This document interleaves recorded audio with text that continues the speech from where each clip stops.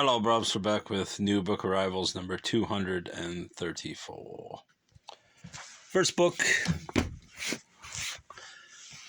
Procopius, The Secret History. I don't know if Donna Tartt has read this book or if she named her book after this. Not that I think they're related, but it's not a common title. So I wonder if there's any intent in that, or maybe it's totally unrelated. But I got it for that reason. Plus, it's a classic text, so I've never heard of it before, though. Actually, I have heard of it before because I looked up The Secret History, and this showed up in one of the searches, so I knew about it, but don't really know what it's about. 9 Chains to the Moon, R. Buckminster Fuller, one of the great names in history. Sorry, I'm cleaning up my bench there.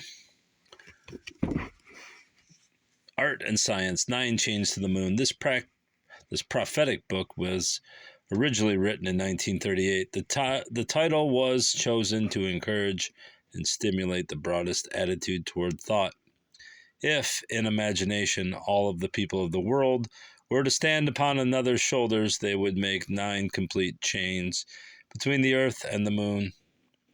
If it is not so far to the moon, then it is not so far to the limits, whatever, whenever, or wherever they may be. The only limits to our thinking, then, should be the limits of the universe itself. And Buckminster Fuller had some good ideas, but I've never really gone deeply into them, so I don't really know if they're good or bad ideas. I just like the name. Oh, Buckminster Fuller. It's got a pretty jacked up spine, and it lays flat mostly with one strand sticking up. So, probably not worth anything to resell, even if it's worth anything. The Handmaid's Tale. You've all heard about it. Doesn't it have something to do with abortion? The Republic of Gilead offers... Oh, that's right. Isn't this like a Civil War book? A new Civil War. And profoundly felt moral story. I think I've seen this book before, but I got it because it was the English edition. This is a reconstruction. All of it is reconstruction. It is reconstruction now. It's a reconstruction now in my head as I lay flat on my single bed rehearsing what I should or shouldn't have said, what I shouldn't have done, how I should have played it if I ever get out of here.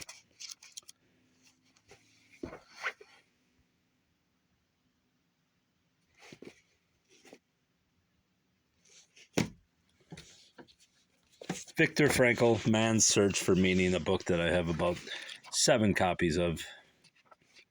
But when I scanned it for thrift books, it said they'd give me $2 for it, so that was enough to convince me to get it.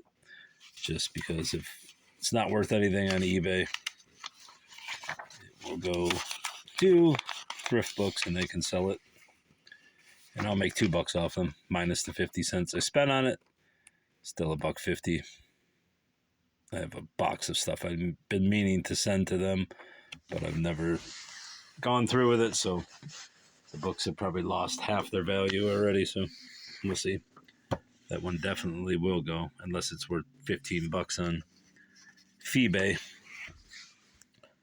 St. Michael, great horror film stories. The Omen, Rosemary's Baby, Salem's Lot.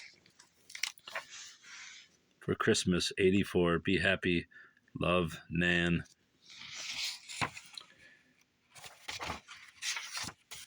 At first, I thought this was stories about the movies, but it appears to be the actual books. Salem's Lot, Rosemary's Baby, and The Omen.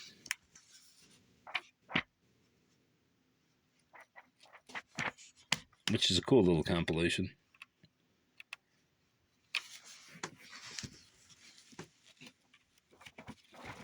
It's in great shape. I don't think the book has any value. But it's like I said, I've never seen this book before. It's in good shape. And it's English again.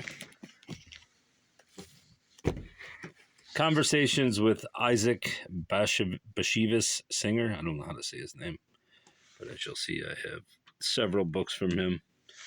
There was a pile of them in a basket at the thrift store, which is their way of bringing out new titles. And I think they hold them back because a lot of times the same author books trickle out. I mean, I even saw 2 books by Angelica Houston, of all people, today. So it's weird. I don't know how they bring them out. I think they have them in huge, what were those called? Gaylords, which is a huge bin. And they bring them out slowly, and then for whatever reason, they don't bring them all out at once. And the bookshelves at the store that I frequent and buy the most books at is just in absolutely wrecked shape. It's an embarrassment, honestly, that no one's told the worker to go up there and straighten it out. Straighten up some, but I'm not spending 2 hours doing it. And while I'm doing those, I might as well go to the other Bashevis Singer books, The Death of Methuselah and Other Stories. Figured since I'm buying a handful of mass market paperbacks. What's in there? Just a piece of paper. All these books by Singer have a bunch of little pieces of paper in them. Satan and Gore. I'm assuming Gore is in Europe. Don't know where it is.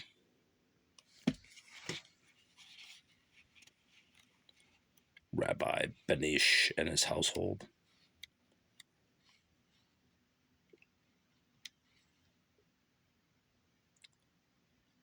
(1955, 1980).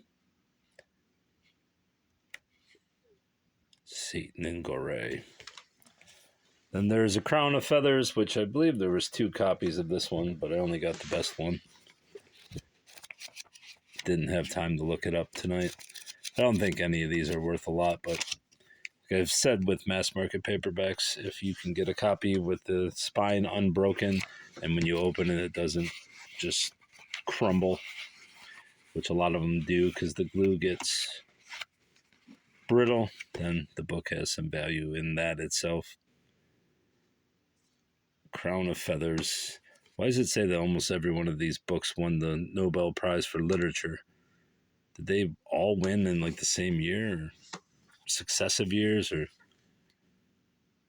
The Penitent, the eminently readable story of a Baal Shuva, of one who has returned to the faith of his fathers. It's almost look like young adult books, but I don't think they are. I think they're just fiction. They're very short fiction at that. Obviously, he's Jewish. I think that's pretty obvious just by the subjects involved. Said by Singer to be his favorite among all his books, The Penitent is the story of Joseph Shapiro's search for salvation after escaping the Nazi terror. Shapiro went to America, where he became a rich businessman and a philandering husband. Well, that's nice of him. His search for salvation and his return to the Jewish faith is an indictment of our wicked times and a celebration of the power of religious belief. Shasha, or is it Shosha? This one is not in great shape, but I like the cover. Singer writes beautifully, and his pages are filled with love, hate, joy, and despair, all the facets of the human condition, an unusual love story. Shasha is funny, tragic, human, It celebrates a place that once pulsed with rich, teeming life and was erased from the earth by the Nazis. I sense a Nazi theme in many of these books. For obvious reasons, he is Jewish. A friend of Kafka, unforgettable stories filled with the magic of life. Singer's people shimmer with life, alive in worlds within worlds. And their creator can take you into each of those worlds on a journey only a true magician can make possible. Come join this weaver of worlds. Share the inhabitants' obsessions with sex and salvation. Be pursued by demons and nudniks. Come inside absurd worlds made marvelous. This book is in pretty good shape. Obviously, these look to be short stories.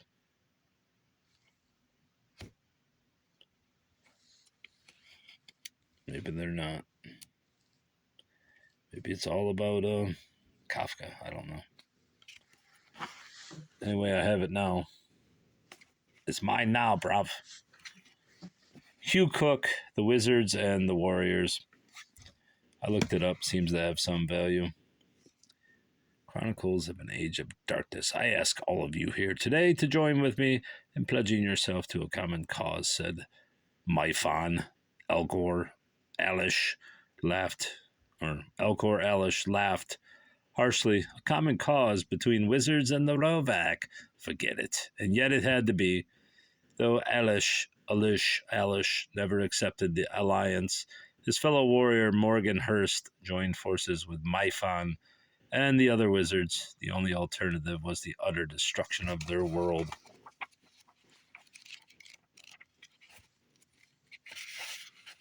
Obviously sci-fi. Doesn't appeal to me, but maybe I can sell it. Although it's got some soiling here. Soiling green. Interview with the Vampire Chronicles by Anne Rice, the 5 million copy bestseller, now a motion picture. Obviously, I have too many Anne Rice books, and I probably already have this copy, but it's in great shape, so why wouldn't I get it? Let's read a page so I can say I've read Anne Rice. Besides, I did read one of those Sleeping Beauty novels, a paragraph or so. All this he listened to without speaking, and in the pause that followed, I again felt at a loss. Lestat's eyes were large and thoughtful. I'd seen them that way before, but I couldn't remember when. Certainly not when talking to me. What do you think a vampire is? He asked me sincerely. I don't pretend to know. You pretend to know. What is it? I asked, and to this he answered nothing. It was as if he sensed the insincerity of it, the spite. He just sat there looking at me with the same still expression.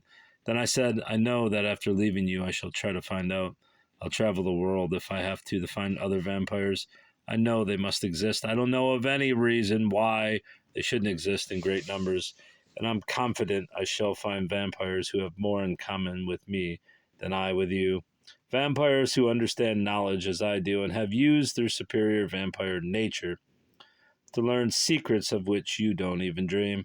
If you haven't told me everything, I shall find things out for myself or from them when I find them. He shook his head. Louis, he said, you are in love with your mortal nature. You chase after the phantoms of your former self. Fernair, his sister, these are images for you of what you were and what you still long to be. And in your romance with mortal life, you're dead to your vampire nature. Exciting stuff. Titillating. Madame Restell, the life, death, and resurrection of old New York's most fabulous, fearless, and infamous abortionist. It's curious to me that people will seemingly glorify abortionists.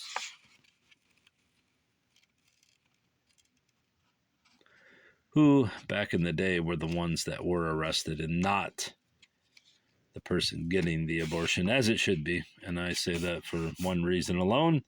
When you have state-sanctioned murder, and you can say you don't believe an abortion is murder, but it is not also the act of saving a life, which is what the doctor's creed is. And I know people will say, well, it's not really life, but in a natural sense, natural law, it is life. And ending a pregnancy through a doctor with the sanction of the state, to me, is very wrong. Now, if somebody wants to do it on the side with an unlicensed doctor who is not sanctioned by the state, then I say go ahead. But it is not a natural act. And I'm not a Christian, theist, any of those. In fact, I'm a non-believer, but if you go by natural history, the act of procreation is probably the most natural act, and the ending of such results is fairly ludicrous. I mean, you don't see animals seeking out abortions. Maybe they do. Maybe there's abortionists in the deer world and the squirrel world, but I haven't seen it, and I think extending it to the human realm, that same expectancy of naturalism, is not unwarranted, tyrannical, any of that. Now, if you want to get an abortion, you should be able to, but you should not be able to do it through a state-sanctioned doctor. Because when you do, you allow the state to kill legally. There you go. That's my opinion on it. It has nothing to do with religion. When life begins, it's more of a naturalist theory of law whereby, I mean, it's just ignorant to think that killing a child is, I understand in the acts of rape and all that, but just in general, ordinary vindictive life, it seems to be a anathema to existence itself. But here it is, the glorification of it. Infamous abortionist. An industrious immigrant who built her business from the ground up. Madame Restell was a self-taught surgeon on the cutting edge of healthcare in pre-Gilded Age New York, and her bustling boarding house provided birth control, abortions, and medical assistance to thousands of women, rich and poor alike. As her practice expanded, her notoriety swelled, and Restell established herself as a prime target for tabloids, threats, and lawsuits galore. But far from fading into the background, she defiantly flaunted her wealth. She paraded across the city in designer clothes, expensive jewelry, and bejeweled carriages, rubbing her success in the faces of the many politicians, publishers, fellow physicians, and religious figures determined to bring her down. See, she is a cretin. Unfortunately for Madame Restell, her rise to the top of her field coincided with the greatest scam you've never heard about, the campaign to curtail women's power by restricting their access to both healthcare and careers of their own. Powerful, secular men, threatened by women's burgeoning independence, were eager to declare abortion sinful, a position endorsed by newly minted male MDs who longed to edge out their feminine competition and turn medicine into a standardized male-only practice by unraveling the misogynistic and misleading lies that put women's lives in jeopardy. Right simultaneously restores Restell to her rightful place in history and obliterates the faulty reasoning underlying the very foundation of what has since been dubbed the pro-life movement. I mean, yeah, it's a poor synopsis of history, but there you go. Probably sell this book if I can, but if I can't get more than $10, it's not worth my effort. That's all, bro. Goodbye.